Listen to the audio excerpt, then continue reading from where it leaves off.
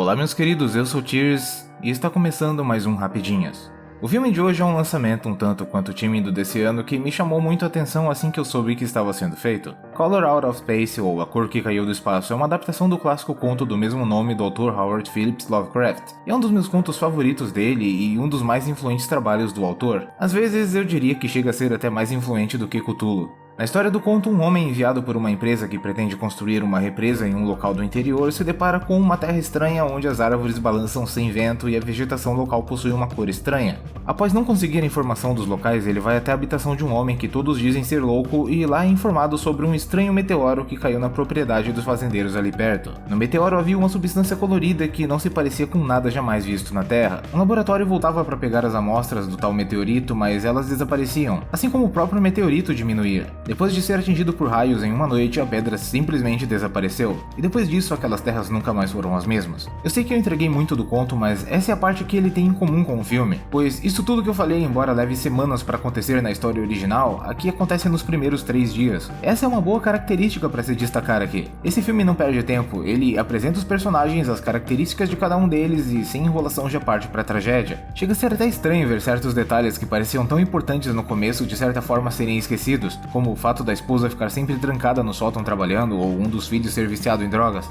Uma coisa curiosa nesse filme é ver como ele bebe de fontes que a princípio foram inspiradas nos próprios contos do Lovecraft. Caso alguém que nunca tenha lido a história original assistir ele, pode pensar que é uma cópia estranha de Aniquilação, sendo que é na verdade o contrário. Só que ao mesmo tempo não dá pra negar o quanto ele toma certos aspectos visuais de Aniquilação pra si. É semelhante ao que aconteceu com o Alone in the Dark do PlayStation 1, um jogo de uma franquia que inventou o survival horror imitando Resident Evil, que por sua vez foi inspirado no primeiro Alone in the Dark. Um outro filme que vai acabar surgindo na mente de quem for assistir esse é O Enigma do Outro Mundo. Não é querendo dar spoilers, mas existe uma cena que é idêntica à do canil, e ela foi feita dessa forma de propósito, eu não sei exatamente se eu gosto disso. Visualmente o filme é muito inconsistente, existem momentos verdadeiramente lindos e assustadores nele, onde a cor alienígena é representada por uma luz púrpura cegante que sempre vem de trás do cenário. Em outros momentos o CGI ruim inunda a cena e entrega que estamos vendo um filme de baixo orçamento. Eu diria até que eles exageram, como essa cena do gafanhoto. Infelizmente os efeitos práticos vão ficando cada vez mais escassos até o ponto em que o cenário parece mais um palco de teatro coberto de neblina. Simplesmente não convence mais como um lugar de verdade.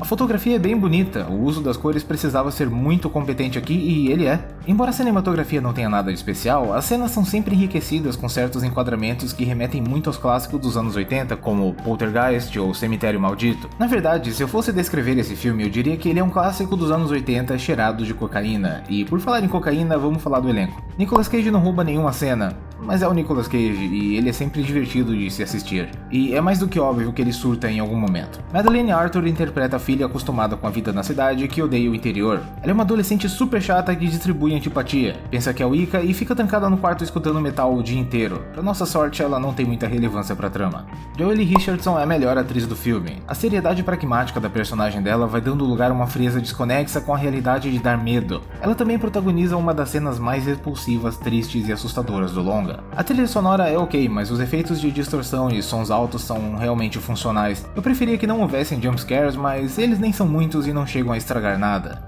O que mais eu posso dizer sobre esse filme? Se você gosta de body horror e H.P. Lovecraft, eu não poderia recomendar mais. O terror dele é bem funcional às vezes e o elenco é carismático o suficiente para te fazer se importar com a vida da família. As liberdades criativas que tomaram em relação ao conto são bem-vindas e, embora não pareça mais um filme original a essa altura, ele ainda exala uma boa atmosfera de horror cósmico que quase nunca é bem feita. Eu tô olhando pra você, The Void.